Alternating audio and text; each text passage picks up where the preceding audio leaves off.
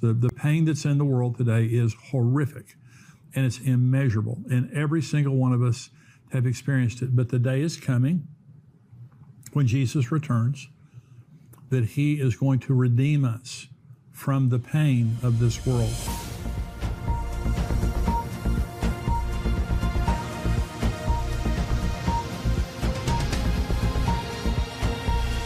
Today I'm teaching again from my new book, Look Up, Awaiting the Rapture and Our Final Redemption. This is it right here. And we're talking about, just the excitement we should feel when we see the things happening in the world today, because Jesus is about to come. And I'm talking in detail about another dimension of why we should be looking up and expecting the rapture and our final redemption.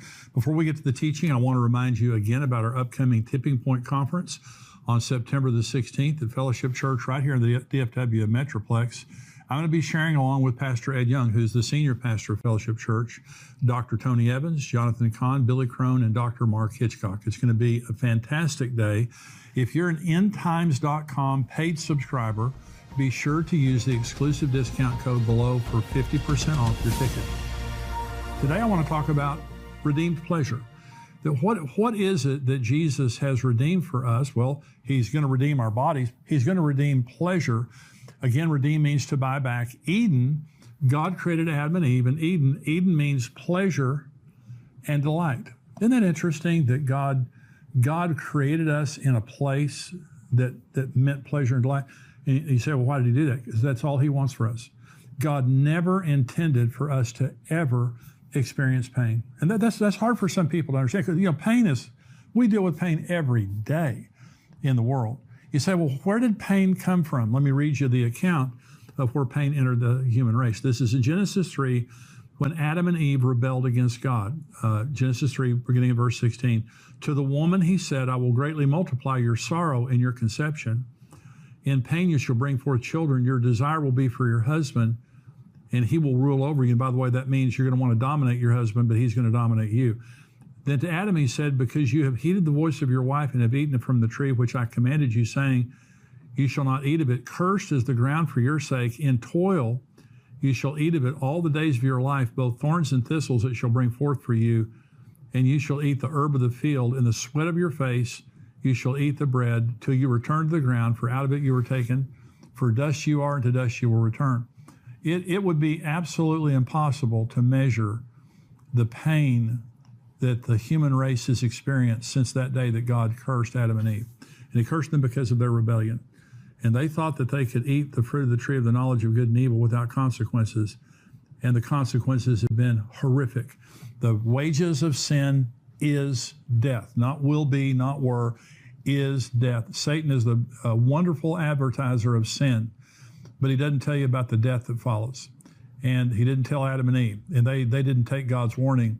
The emotional pain. Imagine the emotional pain. Rejection, loss, failure, verbal abuse, emotional abuse, divorce, all the kinds of emotional pain people experience every day. Physical pain, abuse, illness, accidents, violence, death, disease, all those kinds of things. Mental pain, confusion, deception, abuse, lies, ignorance, poverty, spiritual attacks, relational family pain, dysfunction, rebellion, abuse, breakup, betrayal, rejection, unmet needs, dominance. All these things have been happening since the day that Adam and Eve fell and God cursed the human race. The pain that's in the world today is horrific, and it's immeasurable. And every single one of us have experienced it. But the day is coming when Jesus returns that he is going to redeem us from the pain of this world, which means in the twinkling of an eye. And I want you to listen to what I'm saying. Some of you are going through a lot of pain right now. You're going through financial stress. You're dealing with the trouble in your marriage, with your kids. You have a prodigal child. You have a boss maybe that's harassing you. You have somebody that's talking bad about you, criticizing you, whatever it might be. Physical pain, emotional pain, whatever it is. Can I just tell you that in a twinkling of an eye, you'll never feel pain again for all of eternity. Now that's just hard. It's hard to imagine that you will never feel pain again. This is Revelation 21, talking about what happens when we're with God. I saw a new heaven and a new earth, for the first heaven and the first earth had passed away, and there was no more sea. Then I, John, saw the holy city, New Jerusalem, coming down out of heaven from God, prepared as a bride adorned for her husband. And I heard a loud voice from heaven saying, Behold, the tabernacle of God is with men, and he will dwell with them. And they shall be his people, and God himself will be with them and be their God. And God will wipe away every tear from their eyes. There shall be no more death, nor sorrow, nor crying. There shall be no more pain, for the former things have passed away. That is incredibly good news for all of us, because we're about to be redeemed. But actually, there's better news than that. Not only will we never experience pain again, we're going to experience an eternity of exquisite pleasures that are beyond our comprehension. Let me give you an example of this scripture. This is Psalm 16:11. You will show me the path of life. In your presence is fullness of joy.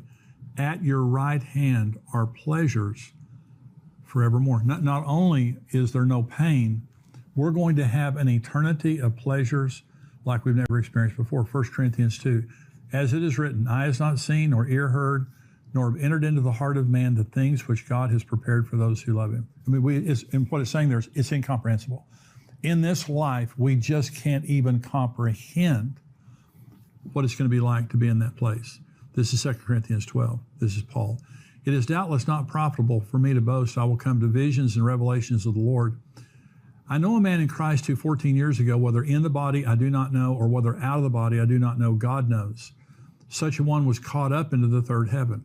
And I know such a man, whether in the body or out of the body I do not know, God knows, how he was caught up into paradise and heard inexpressible words which it is not lawful for a man to utter. Now, Paul's talking about himself. And he said 14 years ago, I don't know if I was in the body or out of the body. All I know is I was caught up to the third heaven. And he calls it paradise. Remember, Eden was a paradise, pleasure and delight. He says that that's what heaven's going to be. Jesus, in Luke 23, was hanging on the cross, and there was a thief next to him, and he said, Lord, remember me when you come into your kingdom. And Jesus said to him, assuredly, I say to you, today you will be with me in paradise. And so Eden was a paradise, and when Jesus returns, we go back into the paradise we were created for. And paradise always includes 5 things. Now, I want you to think about where you are right now versus where you're going to be when Jesus returns, because we're going into a paradise. Beauty, a paradise has to be beautiful. It has to be comfortable. There's no such thing as a painful paradise. Pleasure, paradise is about pleasure, sensual type pleasure. Plenty, a paradise, you have plenty of everything you're looking for. And safety. There's no paradise in war zones. And so beauty, comfort, pleasure, plenty, and safety. The devil will be in hell. There's going to be nothing in all of eternity to harm us, and we're going to be in a perfect paradise. Compared to the paradise Jesus is taking us to, we have never experienced pleasure before. The world is a torture chamber. You know, we're so accustomed to this world that we just forget how bad it is. It's just terrible. And see, even the pleasures we experience in the world today, all of them have a negative impact in some way. In other words, you eat too much, you gain weight. I can't wait to get to heaven and eat a lot for a long time and not gain weight. I mean, that's just going to be incredible. Here on earth, if you rest too much, you're lazy and you fail. If you cross sexual parameters, you destroy your marriage and family.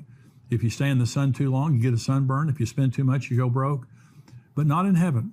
There is no such thing as a sin or a negative response to the indulgence of a pleasure in heaven. There's no more pain. There's no more sin. There's no more sin nature.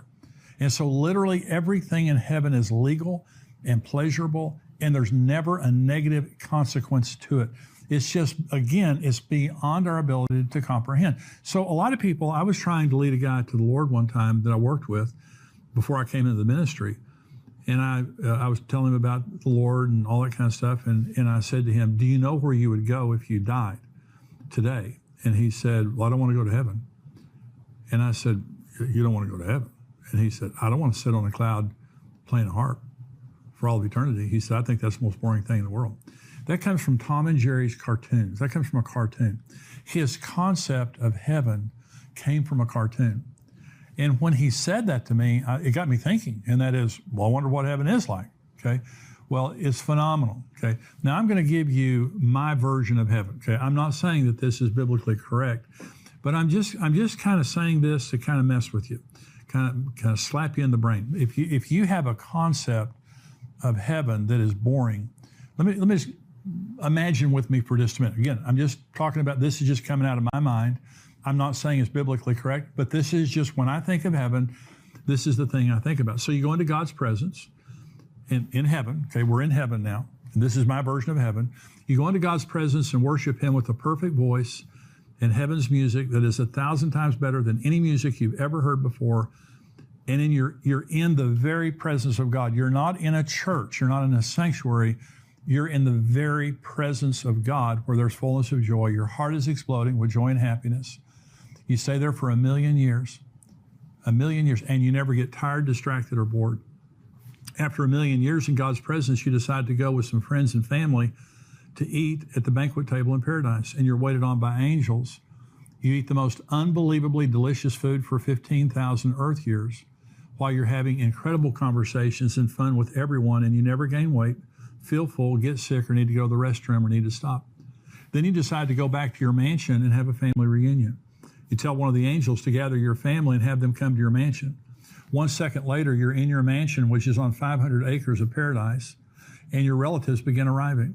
The angels have everything perfectly prepared, and they serve you and your family for 3,600 earth years.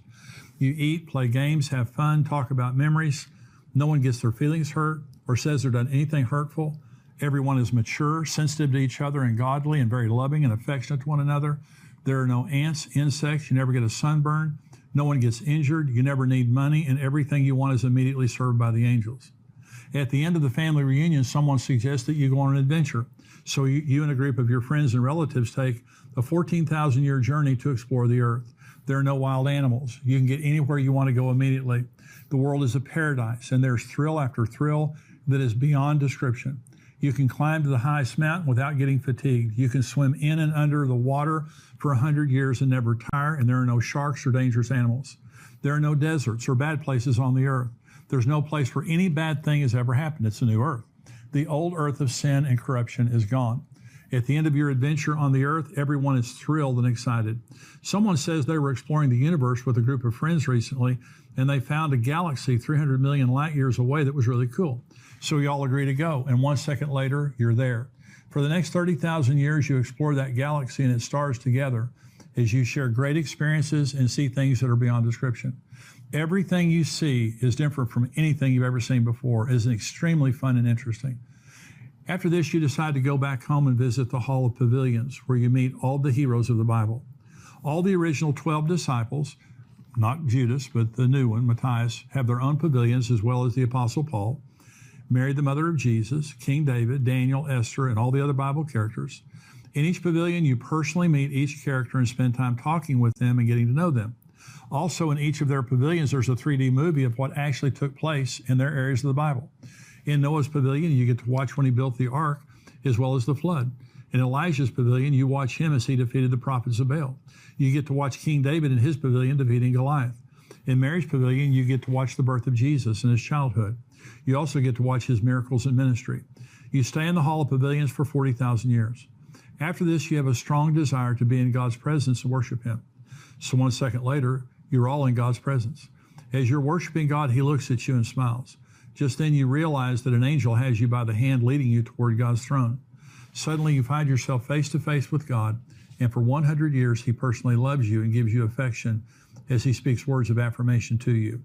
When you are finished, you return to your place and worship him for 7 million more years with a perfect voice, and you never get tired or distracted. And then some friends ask you to go and eat at heaven's banquet table, and so on, and so on, and so on. See, all I'm saying is I like my heaven. I like my version of heaven. That may not be exactly correct, but when I think of heaven, I get so excited. I just think it's going to be the most interesting place, the most phenomenal place. It's going to be so far beyond anything that I just said. But again, 1 Corinthians 2, eye has not seen, nor ear heard, nor has entered into the heart of man the things which God has prepared for those who love him. But there are people who have died and actually gone to heaven. One of the most credible reports of someone dying and coming back was a man named Don Piper. He wrote a book called 90 Minutes of Heaven. It was a true story of life and death. This is a documented account of a man who died for 90 minutes and came back to life. And he went to heaven. And he wrote about this experience in his book, 90 Minutes in Heaven. This is an excerpt from his book. And here's what he says. Everything I experienced was like a first-class buffet for the senses. I had never felt such powerful embraces or feasted my eyes on such beauty.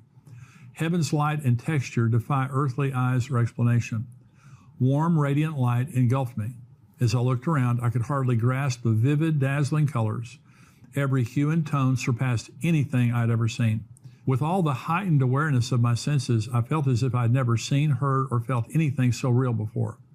I don't recall that I tasted anything, yet I knew that if I had, that too would have been more glorious than anything I had eaten or drunk on the earth. The best way I can explain it is to say that I felt as if I were in another dimension. Never, even in my happiest moments, did I ever felt so fully alive. I stood speechless in front of the crowd of loved ones, still trying to take in everything. Over and over, I heard how overjoyed they were to see me and how excited they were to have me among them. I'm not sure if they actually said the words or not, but I knew that they had been waiting and expecting me, yet I also knew that in heaven, there is no sense of time passing. And we're just a twinkling of an eye from experiencing that right there. Let me just answer a question very quickly, because as I talk about this, one of the things that I do in my book and try to do in these teachings is to answer some real questions that people have. And one of the questions that people have is, how could a loving God send people to hell? When you hear how phenomenal God is, then why would a loving God send people to hell? And let me answer this question in 3 parts. And this will help you to answer the question that maybe people would ask you. The number one part of this answer is the ultimate gift God has given us is free will. But with that gift, there's consequences. And God gave Adam and Eve a free will and told them if they ate the forbidden fruit, they would die, but they did it anyway. And the horrible consequences that we see right now on the earth, it is the result of the willed rebellion of human beings against God. You cannot have a free will without consequences. If you could, there'd be no meaning to life and no justice. Imagine just a minute, there's no difference between a loving mother and a child abuser. See, if there is no hell, if there is no consequence for our choices, then a loving mother and a child abuser are the same. A murderer and a doctor are the same. A thief and a diligent worker are the same. A drunk and an Olympic athlete, no difference. An atheist and a missionary. A cynic and a believer. Adolf Hitler and Abraham are the same, sitting at heaven's table together, no difference. No consequences. No reward for Abraham, no consequence for Adolf Hitler. The Apostle Peter and Judas are the same. Osama bin Laden and SEAL Team 6 are the same. Abraham Lincoln and John Wilkes Booth are the same, and Martin Luther King and the Ku Klux Klan are the same. If you had a world free will without consequence, you would have a world of mass confusion, corruption, and violence 1,000 times worse than it is today. We have a free will, and with it, there are consequences. The suffering we see in the world today is partly because of the sin of Adam and Eve and the consequences of their fall, and partly because of all of our sins. And the only way to take it away is to take away our free will. The second part of my answer here is the only way to heaven is to use our free will to choose Jesus Christ as our Savior. Revelation 3:20, Jesus said, "Behold, I stand at the door and knock. If anyone hears my voice and opens the door, I will come to him and dine with him and he with me." And so he's talking about the door of our hearts. He's knocking on the door of our hearts, and if we open the door, he's going to come in. Well, he's not going to kick the door down. He's not going to force himself on us. That's not the way he is. He makes himself real to everyone. Romans chapter 1 says, even through creation, he's revealed himself to every person. But I have to choose God myself. And someone might say, well, Jimmy, I don't understand. If God is a loving God, why doesn't everybody go to heaven? Well, let me explain something to you. So in Ezekiel 28 and Isaiah 14, there's a paradise. Ezekiel 28 calls it the Garden of God. Eden, the Garden of God. The first Eden was in eternity's past, and God created an order of angelic beings there. And we're told that Lucifer, which means light bearer, that he exalted himself above God, rebelled against God, and he and a third of the angels in heaven rebelled against God without a sin nature in the presence of God. There'd never been a bad day. They never had a bad daddy, nothing like that. They just, in the presence of God, decided to rebel. Okay, that was the first Eden. The second Eden was the Garden of Eden with Adam and Eve. And God created 2 perfect people in a perfect paradise, and he lived with them, and everything he created was good except for one tree. Okay, there was one tree there because he had to give them an opportunity to use their free will against him, or their free will would have been a sham. Okay, there had to be an opportunity for them to use their free will. So he said, there it is right there. There's that tree of the knowledge of good and evil. Everything on the earth is under your authority, but that one tree is, you can't eat of that tree. What do? They walked over and ate that tree. Okay, perfect people in the presence of God, without a sin nature, never a bad day, never a bad daddy. They had they had no bone to pick, but they rebelled against God. In other words, the first time in eternity's past, God created a perfect place with created beings. They rebelled against him for no reason. Then he created mankind in a perfect place. They rebelled against him for no reason. In the Father's house where we're going, the New Jerusalem, everyone there will choose it. See, God doesn't want this. Do you want to be in heaven and for there will be a rebellion that breaks out like there was on the first two Edens? No, I don't want to be there. And so for the next Eden, whoever goes there chose it. Why? It's because God doesn't want there to be people that don't want to be there, that end up rebelling against him again. He wants a group of family. It's all about family. We are God's family. We call him Father. He's not the flashing head like in the Wizard of Oz. He's a loving daddy, and he wants a family to love him. He doesn't want just beings that obey him. He wants a family to love him. And so the reason that God wants us to choose, forces us to choose him, is because he wants this to be different than the other times when people rebelled against him. There's one more part of this answer, and that is, why would anyone refuse the grace of such a loving God? Now, see, we always put the burden on God and say, God, well, why would you send people to hell? Well, God doesn't send anybody to hell. They send themselves. Let me ask you this question, though. Why would anyone refuse the grace of such a loving God? Jesus died for our sins. We're saved by grace, not by our works. It's a free gift. No one can say, I couldn't have had it. Everyone can have it because it's a free gift.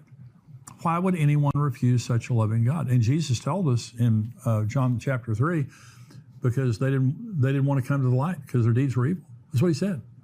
And so hell is avoidable if we accept God's grace and we understand that we have a free will, and with that, there are consequences. So we're going to go very soon to a life of total pleasure, no more pain for all of eternity. I just think that's phenomenal news. My book, Look Up, I talk about pleasure, I talk about new bodies, I talk about all the different things, 9 different areas that Jesus redeemed. And when you understand this, it's just totally encouraging. Hey, thank you for joining me for today's program. If you want to see the full program, including the subscriber portion, go to endtimes.com, $7 a month, $77 a year. Become a subscriber. We want you to see not only the whole Tipping Point show, but all of our other articles, all of our other videos that come out all week long. Become a subscriber to End Times. Welcome to the Tipping Point Show. I'm Jimmy Evans. I'm so excited today to have joining me best-selling author and End Times expert, Bill Salus.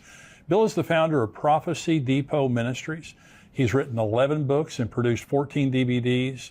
He's an author and speaker I've learned a lot from over the years, and I'm very glad to have him joining me today to discuss a very important prophetic event, the Psalm 83 War. Bill, thank you for joining me today. Hey, Jimmy, it's great to be with you. Thanks for having me. Well, I've listened to you and read your books for many years, and you're a scholar and you're a researcher, and that's one of the things I appreciate about your materials. Are very well thought out, very well researched.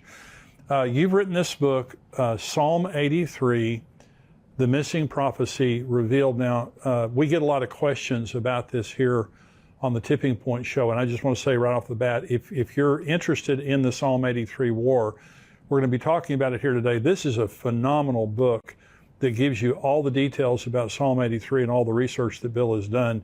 And I'm sure you can get this on Amazon.com. Bill, what is your website where people can go? Well, thank you, Jimmy. Yes, it's prophecydepot.com. Prophecy Depot, like Home Depot.com. Okay, and all of your resources are available on there? Absolutely. Yeah, we have an online bookstore and DVD store, etc. So Psalm 83, we're going to talk in detail about this passage. You believe that this is speaking of a war that has yet to take place. Is that correct?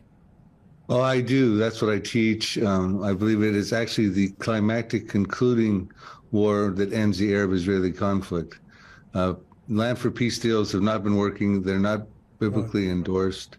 But there's a plethora of prophecies that I believe are related to Psalm 83 that talk about war, that talk about Israel defeating its surrounding enemies that share common borders with them. And all of them are listed in Psalm 83. So I do believe it's a coming war that has not found fulfillment yet.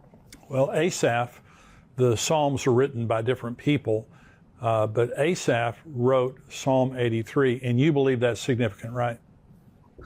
I do, because about 3,000 years ago, Asaph was a very close friend with King David. He was King David's worship leader. Matter of fact, they probably jammed together and did praise and worship on the Sabbath, right? Yeah. And he was a worship leader, but he was also a prophet.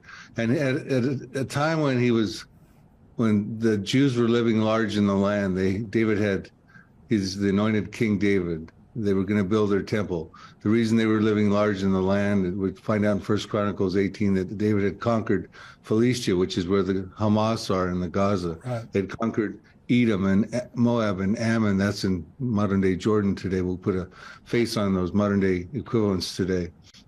They conquered up into Syria and ancient Assyria.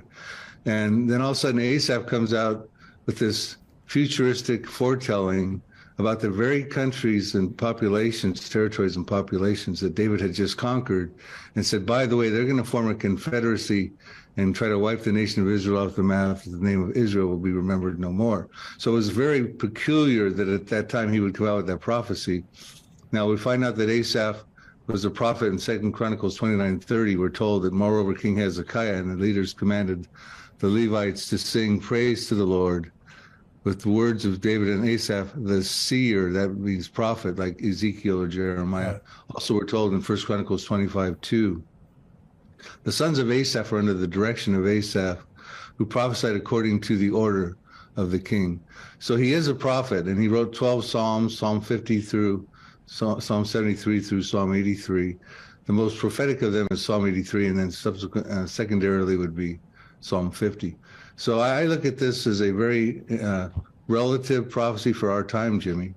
So what is the plot? Because these are nations that immediately surround. Asaph is prophesying that basically the nations immediately surrounding Israel are going to try to snuff them out. Now, you can see that hatching as we speak. But so you believe that these nations exist, and do they have the motive? What's the plot behind all this? Right. Well, the psalm, the first 5 verses lays that out for us. It says Asaph initially petitions God right off the bat in verse 1 because of what he's about to foretell is so egregious, a confrontation to wipe Israel off the map. He says to God, do not keep silent. Do not hold your peace, and do not be still, O God. He's saying to God, listen, do not keep silent. You have to have a response to what's about to happen. Do not hold your peace. You got to be ready for war and do not be still. You got to intervene. You got to be involved. And I point out in the Psalm 83 book and other prophecies that the Lord does intervene, and he empowers the Israeli Defense Forces who exist in fulfillment of biblical prophecy today to wage and win the war against the Psalm 83 countries. And it goes on to say that your enemies make a tumult, and those who hate you have lifted up their head. They have taken crafty counsel against your people, that would be Israel, the Jews, and against your sheltered ones. And they have said, come and let us cut them off from being a nation, that the name of Israel may be remembered no more. For they have consulted together with one consent. They form a confederacy against you. So what Asaph is saying, that in the future, the countries we're about to reveal would come together and form a devious plan to destroy the nation of Israel, to wipe Israel off the map, and even banish Israel from the future of all history books and past, because that the name of Israel would be remembered no more. And we're going to find that this is not a chronological assortment of Israel's enemies, but a contemporary group of modern-day countries, which actually came to war against Israel in 1948, 1967, and 1973, but that did not fulfill the prophecy, because the rest of the prophecy has to be fulfilled. And that's the plot. They want to destroy Israel.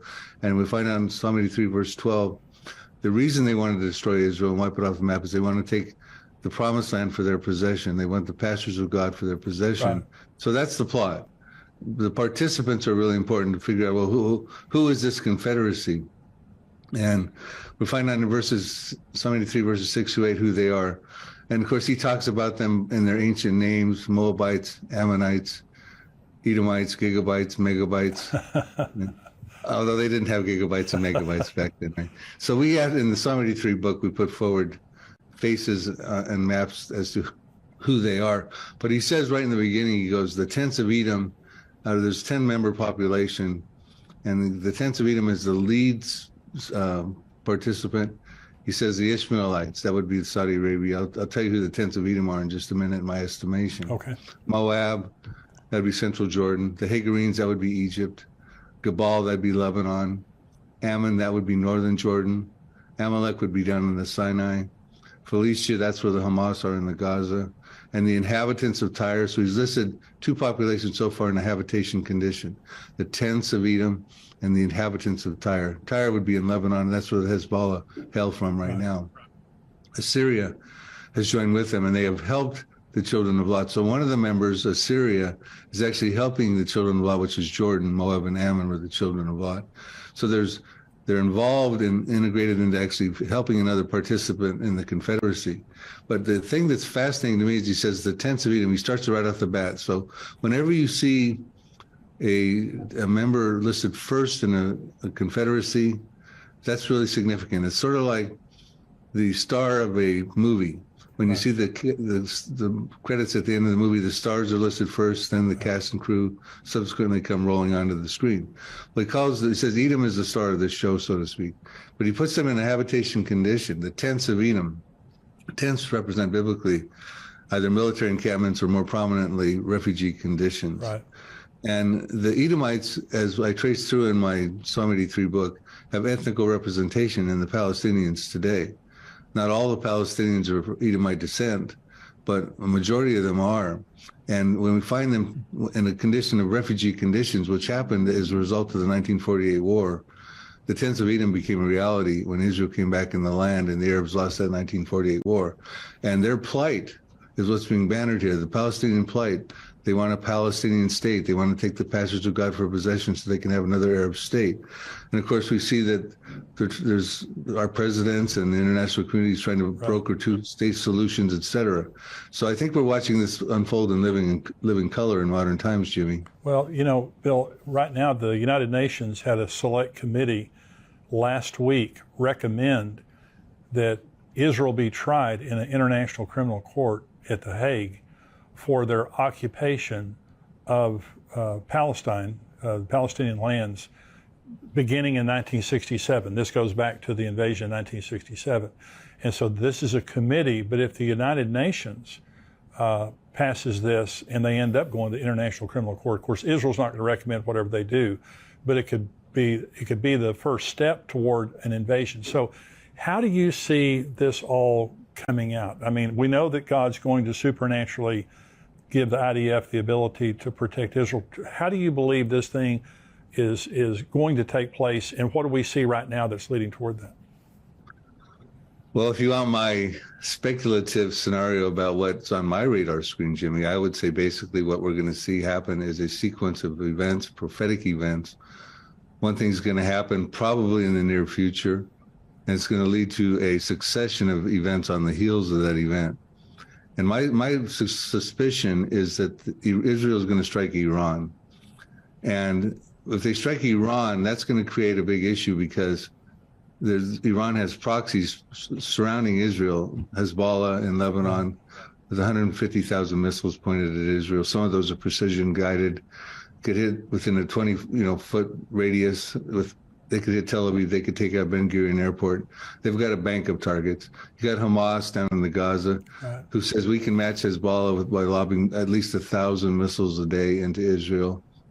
You got Syria, who used chemical weapons over 300 times in their Syrian revolution with Bashar al-Assad there. Right. They could be lobbing chemical weapons into Israel.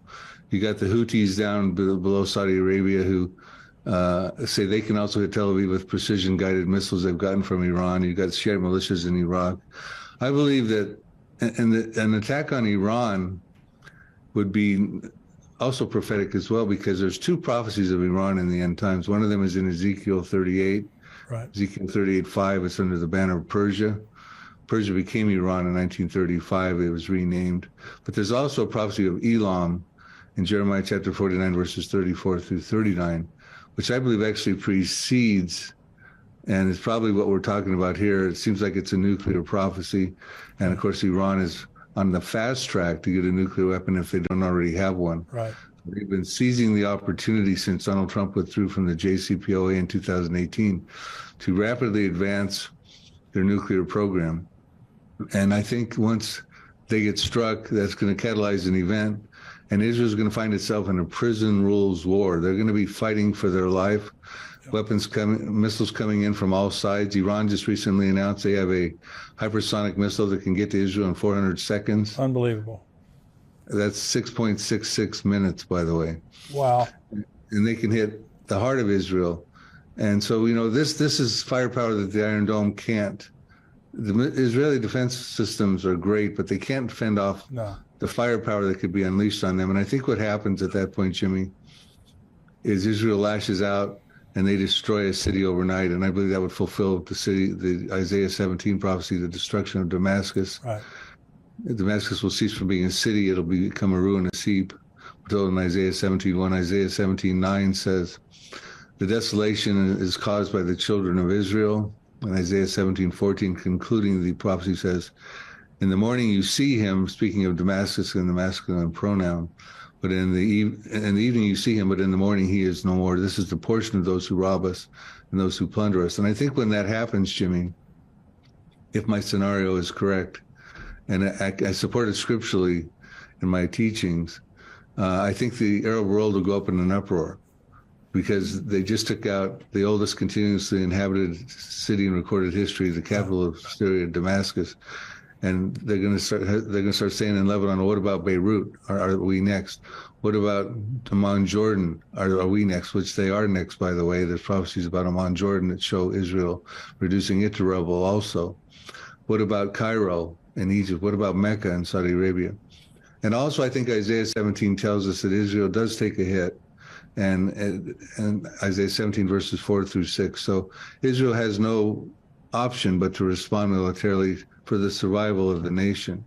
And I think when the Arab uproar happens, they say to themselves, our cities could be next. Yeah. Israel's hurt right now. This would be a time to come together. We can probably come together and take out Israel right now and survive our cities and that sort of thing. And I think that would then lead to Psalm 83. So it's a succession of events, probably starting with Iran's nuclear program, Jeremiah 49, the Elam prophecy, probably leading to a proxy war where Damascus gets taken out as a city, probably leading to the Psalm 83 final Arab-Israeli conflict, and that would conclude the Arab-Israeli conflict.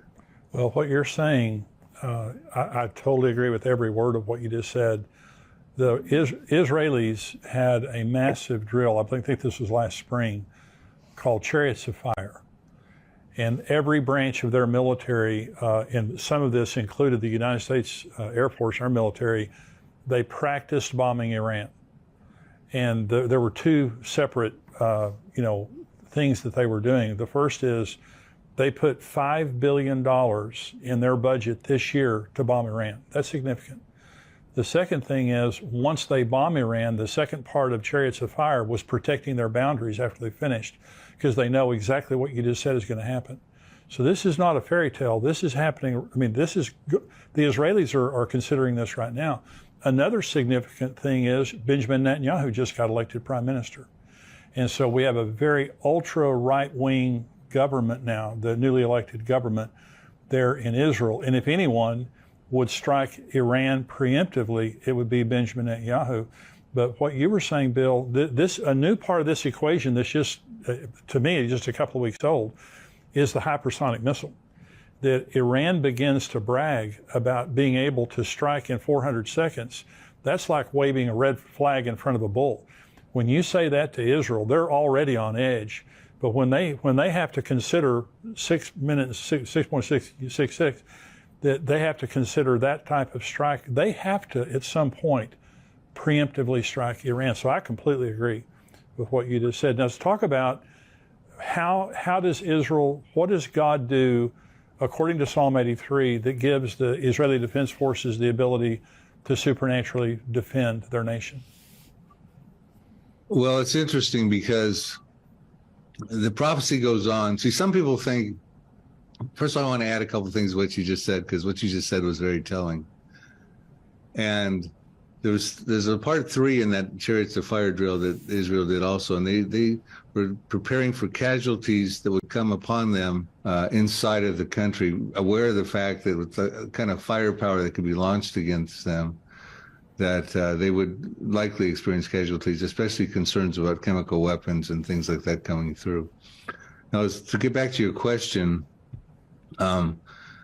Asaph, some people think that Psalm 83 was fulfilled in 1948, the War of 1948, the War of Independence, because the countries we listed that were, again, we're going to go through those that were in Psalm 83, verses 6 to 8. You had Lebanon, Syria, Iraq, Jordan, Saudi Arabia, Egypt. The Palestinians would be there as the tents of Edom. You'd have the Gaza would be where the Hamas are today. Hezbollah is up in Lebanon. You know, these countries have Israel surrounded. I call them an inner circle of countries. Versus Ezekiel 38, which is a prophecy your listeners may be, or viewers may be familiar with, which deals with an outer ring of countries. None of the Psalm 83 countries that share common borders with Israel, that have been Israel's notorious enemies. Right. None of them are in Ezekiel 38. I believe that's because they're dealt with prior in Psalm 83. Because why wouldn't they be? Why wouldn't they be in Ezekiel 38 when you have Iran involved, and Iran has its proxies? And the Ezekiel 38, if they're familiar with that prophecy, your viewers, Russia's coming down with Turkey, Iran, and a coalition of 9 to the uttermost parts of the north, into the mountains of Israel from the north. And they'd have to go through Lebanon, where Hezbollah is. Why would Hezbollah not be involved? Well, I think that's because Psalm 83 happens prior. But because the countries we just listed were involved in the 1948 war, some people think that was a fulfillment of the prophecy. But that takes us through Psalm 83, 1 through 8, not Psalm 83, 9 through 18, which there's all those extra verses we got to deal with in the Psalm. And Asaph petitions God when he said, do not be still, do not hold your peace, do not be silent, O God. He says, deal with them as with Midian, as with Sisera, as with Jabin at the brook of Kushan, who perished at Endor. And he goes through and talks about, he draws our attention to how he wants God to deal with the Arab enemies. And he draws our attention back to Judges chapters 4 through 8. And there's historical precedent where God at that time, through the Deborah, Judges 4 and 5, the prophetess, the Canaanites had oppressed Israel for 20 years. She got her general Barak, and they went and defeated the Canaanites. They killed the king Jabin.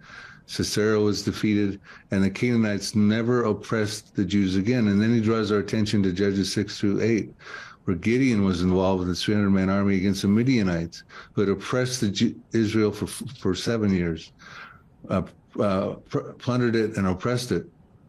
And Gideon said, God told Gideon, you're going to stop this oppression. You're going to defeat them, their kings, their princes, Orb and Zeb, Zalmunna, etc. And the Midianites were defeated, and they no longer ever oppressed Israel again. So we see that the Arab countries around Israel right now are still oppressing the Jews. Oh, yeah. This was not fulfilled. Well, so the series of events that you're talking about, when you say that the Psalm 83 war is this ring of countries around Israel, you believe that then would lead to the Ezekiel 38 and 39 war soon thereafter. Is that right? I do. So let's talk about a few prophecies that are unfulfilled that I think are about to happen, and I think they're border prophecies or peripheral prophecies of Psalm 83. Okay. We're told in Zechariah 12, verse 2, that, behold, I will make Jerusalem a cup of trembling or dizziness in some translations, unto all the people that are round about the inner circle, when they lay siege against both Judah and against Jerusalem. So someday, the Psalm 83 countries are going to make a final bid to take control of Jerusalem. You know, Jordan has control of the Temple Mount right now, which is a controversial thing, because now with the religious right wing coming into yes, into the coalition with Benjamin Netanyahu, there's concerns that the status quo on the Temple Mount might change. Yes. And if that happens, Jordan's going to be very concerned about that, as are the Palestinians. Half of Jordan is filled with Palestinians, about 5 million Palestinians. About 2.5 million of them are Palestinian refugees. And their holdout, their hope is that they get control of the Temple Mount, which is the third holiest, Jerusalem's the third holiest city in Islam. But it goes on and says, someday they're going to lay siege upon it.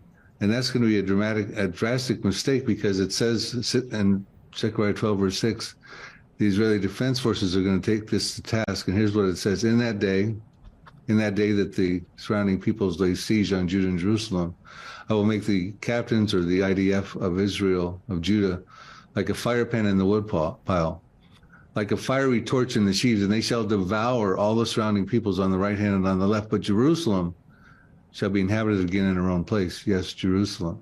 So we have a sort of a blanket prophecy with the Israeli Defense Forces defeating the people on the right hand and on the left hand of the surrounding countries that are part of Psalm 83 decisively. A fiery torch devouring sheaves like kindling. I mean, there's no shortage of prophecies I put forward in the book about the Israeli Defense Forces winning wars. Here's one right here. So I told you that Jordan will be concerned if they see Damascus go up in smoke. Okay. Well, they should be, because, and remember, Jordan has a fragile peace treaty with Israel right now. It's going to be threatened when the status quo changes on the Temple Mount. And we know the status quo is going to change on the Temple Mount someday, because the Jews will build a third temple. And that means they can't have the status quo the way it is right now. Right now, the Jews can't even go up and pray on the Temple Mount. They're not supposed to. So things are going to change eventually, and I believe that eventually is probably soon, maybe even in 2023. But so Jordan, it says here about Jordan, you don't find the peace treaty in these next two prophecies I'm going to tell you. And Jordan is listed in Psalm 83. Jeremiah 49, verse 2. Therefore, behold, the days are coming, says the Lord, that I will cause to be heard an alarm of war in Rabbah of the Ammonites. That would be Ammon, Jordan. It shall be a desolate mound, and her villages shall be burned with fire. Then Israel shall take possession of its inheritance, says the Lord. So Israel's going to take that city down also. Now, that's Damascus to Ammon, Jordan is not very far. I mean, you can drive there in just 3 or 4 hours. So, I mean, Ammon, Jordan's going to be reduced to rubble pretty much like as was Damascus. Zephaniah gives us a different camera angle on I think the very same prophecy. These are unfulfilled prophecies, Jimmy, and they involve the Israeli Defense Forces. And for various reasons, time permitting, I can tell you why they will happen before the tribulation period. But I'll read this one here. And I mean, there's no shortage of the Israeli Defense Forces dealing with the Psalm 83 countries. This will be probably the last one I'll tell you about right now, and then we can get into the other questions. Zephaniah 2, verses 8 through 9. I have heard the reproach of Moab, that's central Jordan, and the insults of the people of Ammon, that's northern Jordan, which they have reproached against my people and made arrogant threats against their borders. But the residue of my people shall plunder them, and the remnant of my people shall possess them. So what's going to happen is there's going to be a war. Israel's going to start annexing territory. They're going to take over. I can show you all the different scriptures. They're going to take over, in my estimation, all of Jordan. Wow. And when Israel wins wars, they have a history of annexing territory. Joshua did it 3,300 years ago in the land of Canaan. King David and King Solomon did it 3,000 years ago. Israel did it in the 1967 war. They feel it's part of the promised land. It increases the defensibility of their borders. And when countries win wars, they often take over territory. Right. So, I mean, these are prophecies talking about Israel possessing Jordan, plundering and winning wars, taking out Damascus, taking out Ammon, Jordan. I can get into the ones about Lebanon. I can get into the ones about Egypt and all that too. But, I think your viewers get the drift. Well, and like you said, I don't think it's a matter of when Israel strikes Iran, because you were talking about Elam, and Elam is there in Iran, but it's also the nuclear area of Iran, where they have a lot of nuclear installations there. And so if they hit that, the whole world's going to go crazy. Right. That prophecy is, to me, one of the most important ones to be watching. I have a book I wrote called Nuclear Showdown in Iran, revealing the ancient prophecy of Elam. And I get into that prophecy. Elam is, when you look at a modern day map of Iran, you have Persia, which is about 2/3 of the country, mainly central and northern and southern. But west and west central is Elam, an ancient territory. And they're always isolated from each other as far as territories by the Zagros Mountains. Right. Now, in the Elam territory, they have all these underground missile silos and portable rocket launchers hidden there because that's the closest point from Iran to get to Israel. Right. Like I said, they had missiles that could get there in 8 minutes. Now they got hypersonic missiles, which Iran is boasting cannot be detected and stopped by Israel's defense systems. They can get there in 6.66 minutes, now 400 seconds. So they're boasting. But so that's a prime territory to be attacked because that's where all the rocket launchers and most of them are located there and buried underground. Also, you have the Bushehr nuclear reactor there, which is the crown jewel of Iran's nuclear program. That is Bushehr 1. It's right in the Elam territory. It's a nuclear disaster waiting to happen. It's built on 3 tectonic plates. Wow. And they've had earthquakes there. There's concerns about that. The Arabs across the Gulf, who are rich in oil but are poor in water, they have 2/3 of the world's desalination plants over there in the GCC countries of Kuwait, Oman, Bahrain, UAE, Saudi Arabia, Qatar. They're very concerned about that disaster that could happen, whether it's an earthquake or an attack, because they've done a study after an earthquake. I think it was in 2013. They reported that due to wind patterns, that within, I think, 24 hours or so, they said, and I wish I had the quote in front of me, but 40% to 100% of the populations could be hurt, devastated because of the wind patterns and the nuclear fallout coming across the Gulf. Wow. They said that only 10% of Tehran could be hurt because of those Zagros Mountains. The fallout would be blocked by those mountains. So, we're talking about dynamics now that you're not hearing on the mainstream media or the censored social networks. Right. This is the biblical narrative and prophetic perspective. Well, it's fascinating. Now, you believe that the Psalm 83 war is pre-tribulation, right? I do. And so let's talk about the Antichrist for just a minute, because the Antichrist is going to take the world stage then after the Psalm 83 war, and I also believe after Ezekiel 38 and 39. I believe those pretty much coincide. So the Antichrist is going to take opportunity, kind of like after the Holocaust, and the world has sympathy for Israel. Do you think that's what's going to happen after God takes the glory for this? I do, and I concur with you. I think there's sound reasons, especially with Psalm 83 and also with Ezekiel 38, to make them both pre-tribulation. I think there's sound reasons to sequence them Psalm 83 first, which enables Israel to dwell securely, tear down the walls that they have on the borders around them. They've got walls to the north with Lebanon. They got a partition wall that's 400 plus miles in the middle of Israel that separates Palestinian terror from Israel proper. They got walls down around the Gaza. They got walls around Egypt separating. They got walls separating Jordan. And Ezekiel 38 talks about a time when Israel will dwell securely in the midst of the land without walls, bars, nor gates, in receipt of great plunder and booty, because that's what Russia comes after.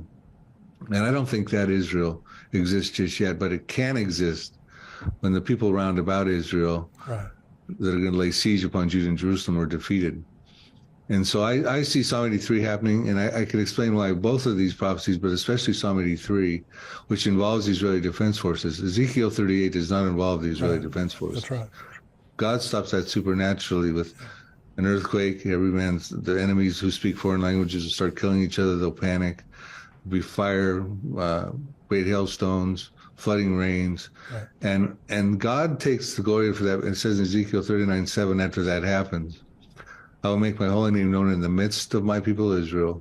They shall not profane my holy name anymore. The nation shall know I am the Lord, the Holy One in Israel, which required 2 things. He said, my people Israel. Okay, well, that means the Jews couldn't have been destroyed in the Holocaust. They had to be brought back into the land. Right. And that means the Psalm 83 Arabs can't destroy them also, because God has plans to make his holy name known through his people Israel. And they will say that the Holy One in Israel, meaning there had to be a land of Israel. The Arabs can't be successful in Psalm 83 and take the pastures of God.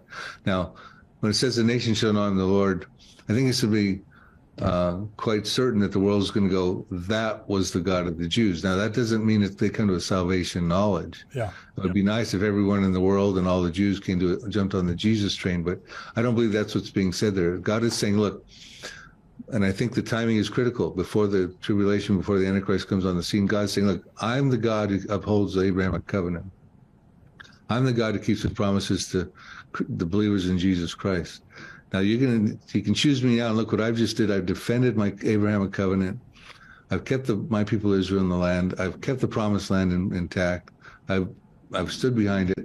My covenant to Abraham 4,000 years ago, because pretty soon you can have on the nearby horizon a guy coming on, a charismatic world leader, who's going to force you to worship him. So I want you guys to have the clear, clean choice now before that happens. Also, the other reason I don't think the church is here necessarily for Ezekiel 38 is because 3 times in Ezekiel 38, God calls the Jews my people Israel. Really not a place for the church in that prophecy, so to speak. The Israeli Defense Forces winning wars against the Arabs, there's a timing sequence we can figure out on that, because they're not going to be fighting in the tribulation period. We've already ruled out they're not fighting Ezekiel 38, which could be just before the tribulation period. But they're not going to be fighting the tribulation period, because if you break the tribulation period down into its 2 compartments, you have a first half of 3.5 years, you have a second half of 3.5 years. And the first half, 3.5 years, Israel's feeling like they're living at peace because they've been involved in a covenant. It's a false covenant. It's a pseudo peace because it's going to be broken in the mid part of the tribulation. But they're not going to be fighting wars against Arabs at that point. They're feeling like they're dwelling at peace. They got their temple built. They're doing sacrifices and offerings, and they're not going to be waging wars against the Arabs. As a matter of fact, they can't even stop the Antichrist at the mid part of the tribulation, right in the middle there, from going into the temple and stopping the sacrifices and offerings in fulfillment of Daniel 9:27. So then even Jesus said in Matthew 24, verses 15 through 19, when you see the Antichrist, when you see the abomination of desolation being set up in the temple, which we just talked about happens in the mid part of the tribulation when the Antichrist goes in and desecrates the temple, he says, flee for your lives, because he knows in Zechariah 13:8, 2/3 of the Jews in the land will be cut off and killed, because the Antichrist at that point is going to come out of the temple and commit a genocidal campaign against the Jewish people. So the Jews are going to be fleeing for their lives in the second half. If anything, they're going to pick up a weapon on their way out and use it, not burn it for fuel or convert it to energy. Because, and they certainly won't be fighting Arabs at that point either. Right. The wars with the IDF, and there's numerous ones, in fulfillment of Bible prophecy, I put those before the tribulation for those very purposes. I think that makes perfect sense. Bill, I want to thank you for joining me today. Now, let me say again, your book, Psalm 83. Now, Bill has lots of end times books. Psalm 83, The Missing Prophecy Revealed, and there's so much in this book, and you've hit the highlights here. Anything else you want to add to that, Bill? I just recently completed a Here to Eternity series, which goes from the now prophecies that could happen at the present time to the next prophecies that have some minor preconditions, to the last prophecies which happen in the first half of the tribulation, to the final prophecies which happen in the second half of the tribulation, to the millennium and the New Jerusalem. So we now have materials available through books and DVDs, a series that can take the reader from now on and through the tribulation on into forever. And of course, I personally am a pre-trib rapture believer, so I don't believe every believer right now is going through the tribulation, but there will be many people who get saved in the tribulation period. We find that out in numerous verses. So we have materials even that can be passed on to them, so they'll know what's coming and how to survive that treacherous period. But I would say in closing, Jimmy, and again, thank you for having me on your program. I think we need to realize that we're about at a time right now where Benjamin Netanyahu has to take action. Iran has got missiles now that can get to Israel in 6 minutes. They've got a nuclear program that is almost probably, if not already, has a nuclear weapon. Right. They want to wipe Israel off the map. They made that clear. Ayatollah Khomeini has said on numerous times, Israel is a cancerous tumor. His generals have said we want to take them off the global map. The proxies around Israel are hating Israel. I mean, I think we need to realize that coming into the new year with the new administration with Benjamin Netanyahu, we could start to see biblical things start to happen. We could start to see biblical wars happen. It's been 74 years since Israel became a nation. That was the last major fulfillment of biblical prophecies, but I think we got some coming right around the corner, Jimmy. That's exciting. It really is. Well, Bill mentioned his books. I have all of your books.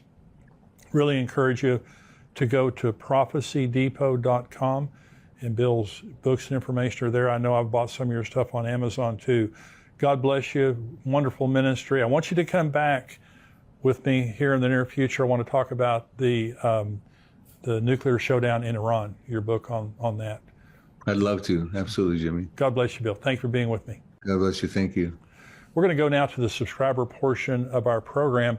If you're watching this on YouTube and you're not a subscriber to endtimes.com, I encourage you to go to endtimes.com. It's $7 a month, $77 a year. You can watch the entire Tipping Point podcast, plus all the other things that we put out, videos and all the articles that we put out all week long. $7 a month, $77 a year. We want you to become a subscriber on endtimes.com. If you are a subscriber, we're going to go down to the subscriber portion. You cannot watch all of the podcast on YouTube. You have to go to endtimes.com or respond to the email that we sent you as a subscriber. Stay tuned.